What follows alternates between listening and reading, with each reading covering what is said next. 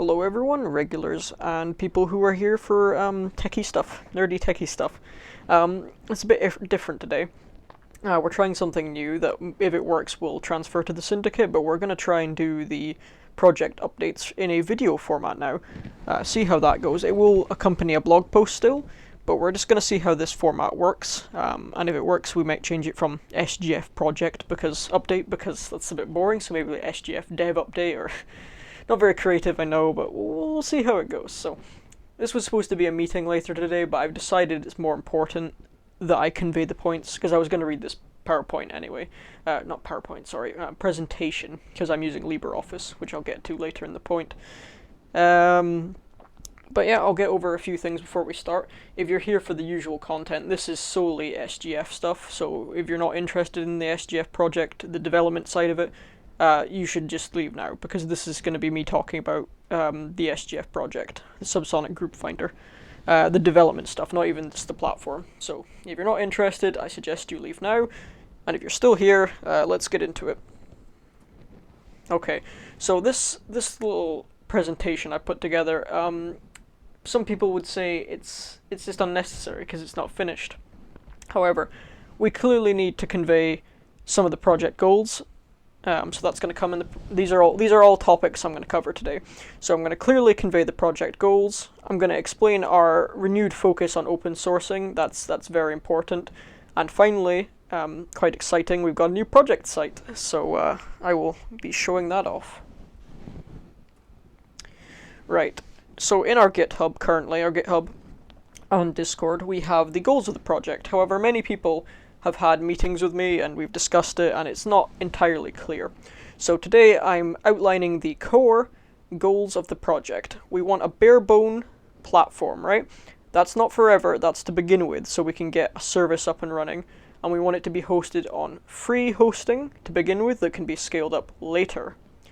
We obviously want to choose a provider that supports open source and uses open source technology in their hosting, so that has limited our choices a fair bit. We're currently discussing this on Discord, so if you have an opinion, please do suggest what we should use, because we are going back and forth between providers like AWS, Azure, I think DigitalOcean was on there as well, but there are plenty of providers out there, but we're looking to start small. We're looking to start free, so we can just get it up and running, and then we can consider paid for hosting later. Okay.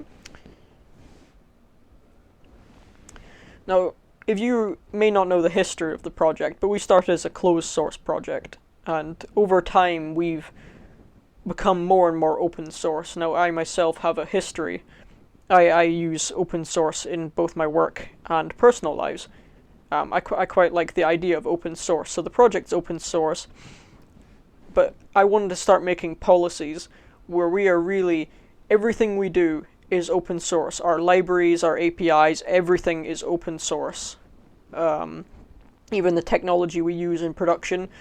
So I'm using, for just the smallest of things, for example, I'm using LibreOffice Impress.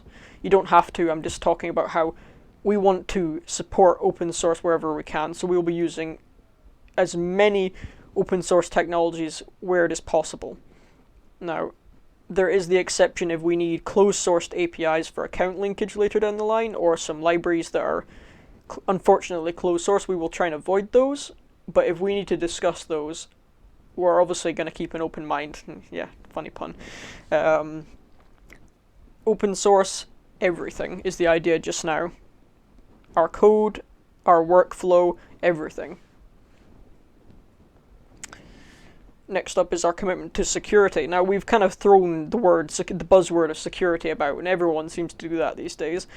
But to be sure, we are going for secure by design and by implementation. Now, that's pretty generic, but what we mean is just both in, again, our workflow and the actual service itself. We will go out of our way to constantly implement the best practices, the industry-recognized practices, to make a very secure service. So that's in the design and the implementation. And of course, we will regularly audit the code, hopefully, and hopefully we can partner with some people who will test our code. because that is important to security. You can't just set and forget. Some examples of our commitment will be mandatory 2FA for all users of the service and potentially for developers too. So that may make us quite unpopular, but there's no compromise when it comes to security. Obviously, strong passwords, that's kind of obvious, and those are just the basics we will start with. And using secure protocols wherever possible, such as file uploads and just connecting to the service, so HTTPS or SSH to access the service, just security in mind. We will take the slow develop process to ensure that everything is secure. So we will constantly be researching the best practices and the best ways we can keep our platform and processes secure. Now, kind of on that same vein, we always talk about privacy. Open source, privacy, they kind of come hand in hand. That's kind of why we've got the service, because there are plenty of competitors out there, but you can't see what they're doing. You can't trust them. You can trust us, because what we're doing is open. You can audit our code, you can audit our processes, it's all out there. There's nothing to hide. Some people say you can't have security and privacy. That is a lie. You can have both. It is just a balance. So obviously we will need to collect some details such as a sign-up email. But when we do that, that's it. We are collecting the minimum. You may need a few other things like a phone number if that's your preferred method of two-factor authentication or multi-factor authentication now. There will be other options available, but we are limiting what we collect and then we are storing it in line with our security policy. Possibly anonymizing details, no trackers, just we don't want your data basically. It's all about privacy as well. That's why it's open source. You can trust us to not be selling your data to host the platform, which is why we may need to consider monetization through donations and other common methods through open source, because we will not be selling your data. We don't really collect it, so we can't sell it, but you know, that's what I'm trying to convey today. That is our goals, privacy and security. So this is the final point. It's quite exciting. Our project site, after a long time, I scrapped the old one and I've released a new one at subsonicgroupfinder.github.io/project-site. That's subsonicgroupfinder.github.io/project-site. And obviously you can see our source code. It's on our GitHub repositories under Subsonic Group Finder /project site. So obviously you can audit that. It's open source, so you can actually take the code if you really wanted to, as long as you attribute it. But yeah, it's very much work in progress. There's a few broken things about it, but it's 1.0. We're going to continue to increment up to the next release, which will obviously be 2.0. So we'll have 1.1, 1.2, etc. When we make big changes. There is a contributors page, and it is not finished. That is one of the key things I wanted to highlight. The contributors page will link to the contributors role in our Discord, and that will go off contribution in any GitHub repository related to the SGF. Subsonic Group Finder project, sorry.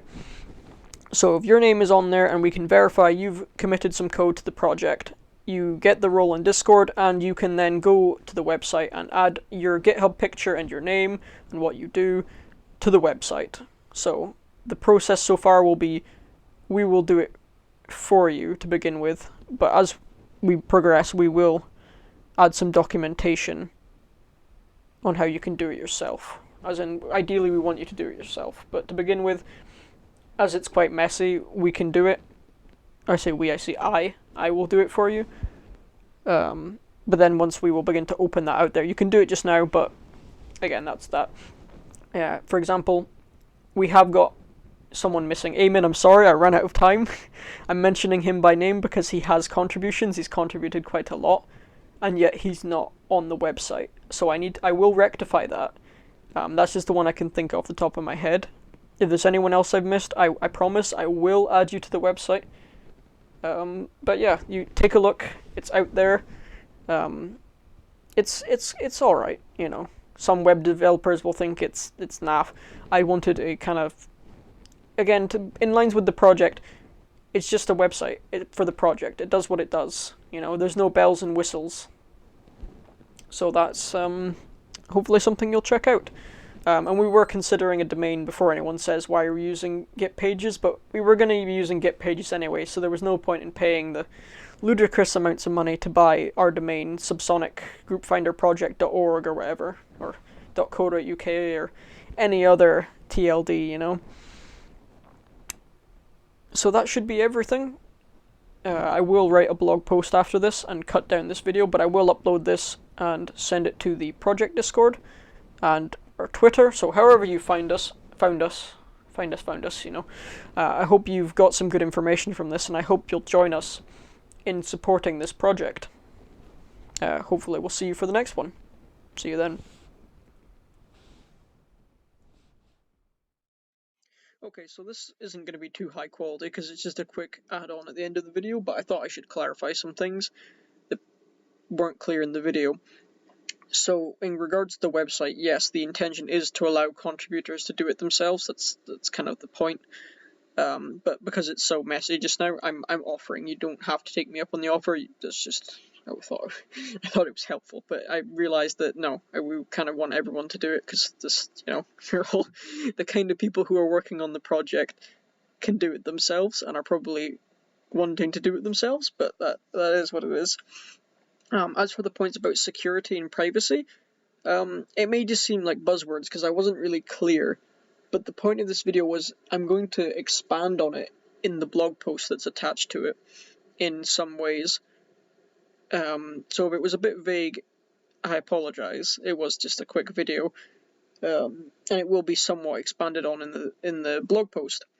However, the main point I was trying to get across was that we will take time. Everyone should build secure in a perfect world. Everyone should build secure software that respects privacy, but not everyone does, obviously. So we will go and make that standard, but we will also go and design it from the ground up to be secure and privacy respecting as a main point of the service. So time will tell how that goes. But if that means we have to slow down development while we research these technologies and these methodologies and these techniques and these industry recognized practices, and that is what we will do, and that is what we will continue to do throughout the life cycle of the project. And finally, in regards to the goals, that was pretty bad on my part, but what I meant simply was to define bare bones as you can post, and that's about it, and that will be the bare bones version, and then we will add user flares and all the lovely features we've got in our Git issues just now.